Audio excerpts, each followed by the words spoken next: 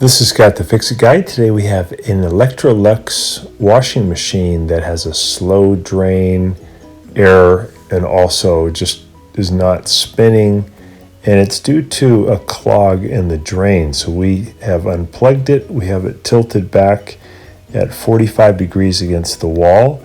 Make sure you have something underneath to brace it, and we're going to have a Phillips head screwdriver hooked to a ratchet so we can undo this clamp that is holding on this hose or this rubber boot below the tub. Inside that boot, there is a filter that holds things that come through the wash, and I think it's probably clogged.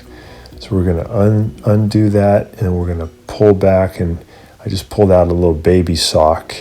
And now I have the boot off and I'm pulling more junk out, and I'm going to grab the filter inside the boot and I'm going to kind of wiggle it out of the boot.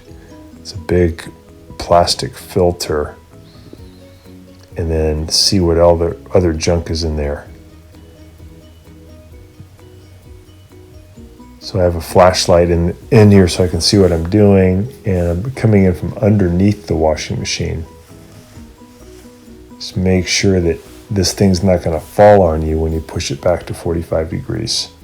So here's the filter comes out, and inside I notice there's more baby socks, and there's also a small plastic garbage bag. So it was really limiting how much water could get through the drain, and it was causing all kinds of errors, and that's all it is, just full of junk.